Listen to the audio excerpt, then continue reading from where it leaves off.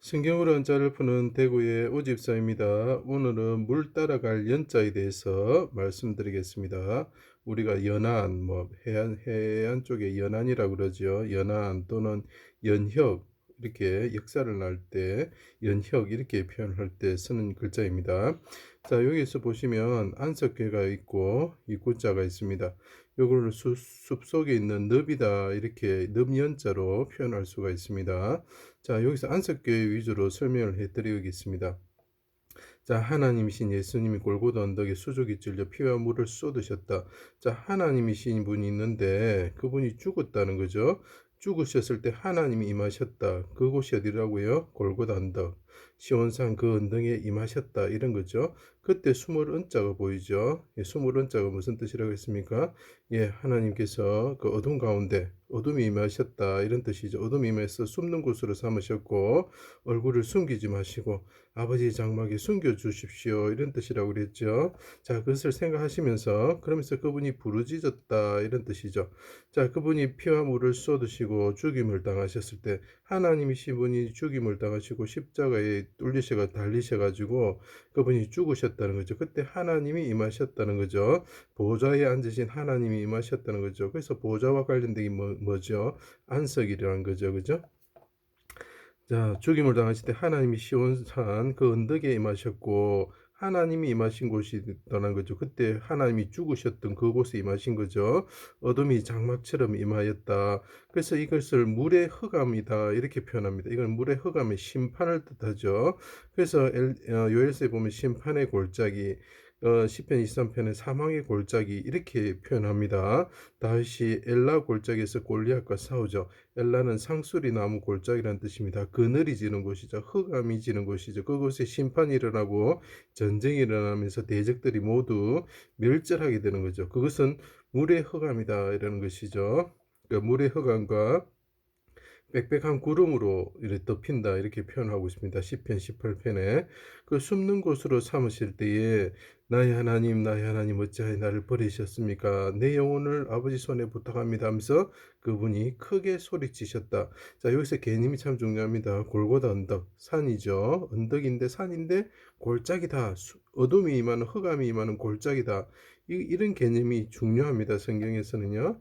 크게 소리치시고 그 용사처럼 해사는 여인처럼 소리치셨습니다. 내가 무덤에 내려가는 자와 같습니다, 이렇게 이야기하죠. 그래서 이 숲속 늪염자에서 보면은 8일째 나를 구원하여 주십시오, 내가 깊은 물에 잠겨져 있습니다, 이렇게 말하는 것 같죠. 얼굴을 숨기지 마시고 장막이 당신의 장막에 당신의 날개 그늘 아래 숨겨 주십시오, 이렇게 이야기하고 있습니다. 내가 깊은 물 수렁에 빠졌습니다. 숲속 름년자죠. 제 8일 만에 무덤에서 구원하여 주십시오, 이렇게 이야기하는 거죠. 그분이 무덤에 들어가서 8일 만에 구원받는 게 숲속에 있는 늪, 그 늪과 수렁에 빠졌다, 이런 뜻이죠.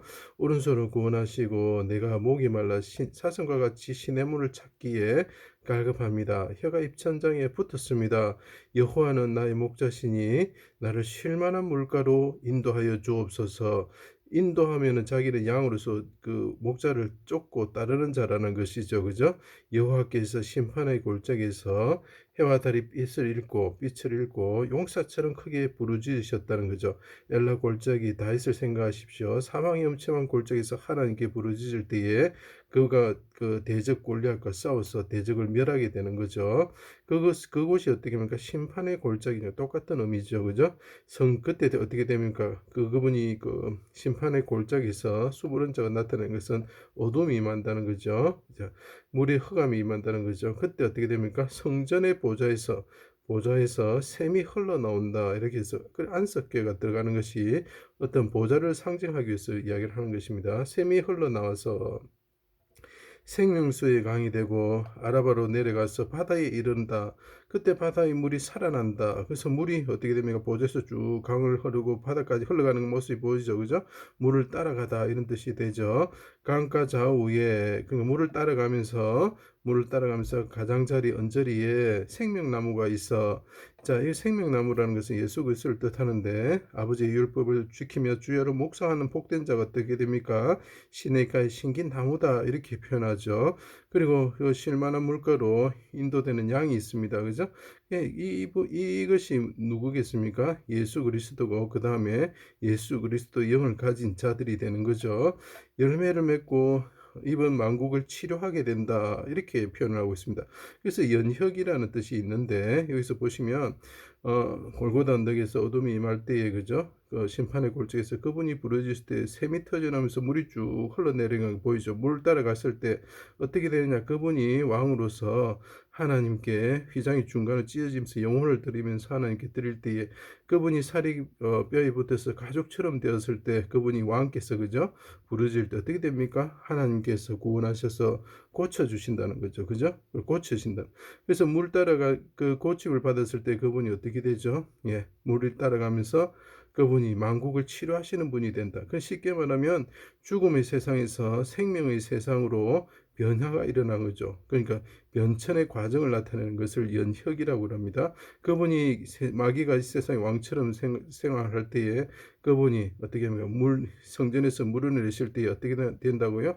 변혁이 일어나고 혁명이 일어납니다. 혁명이 무슨 뜻입니까? 생명이 고침을 받아서 생명이 있는 나라가 된다는 거죠. 그죠? 그래서 그 마귀의 나라에서 하나님 예수 그리스도의 나라로 하나님의 나라로 변화가 온다는 거죠. 그분이 부활하셔서 천하의 왕이 되셨다. 그래서 물을 따라가다 이런 뜻이 됩니다. 그 성령이 요한을 데리고 높은 산에 올라가 예루살렘을 보면서 이 생명시 시냇가를 보여주죠. 요한을 데리고 가다가 쫓다 따르다는 뜻이 되고 하나님의 에스겔을 데리고 성전문에 인도해서 강가로 그죠? 인도하죠. 똑같은 상황이 일어나는 거죠. 쫓다 따르다 이런 뜻이 됩니다. 그래서 이것이 물 따라갈 연자가 되는 것입니다. 제 강의를 들어주셔서 감사합니다.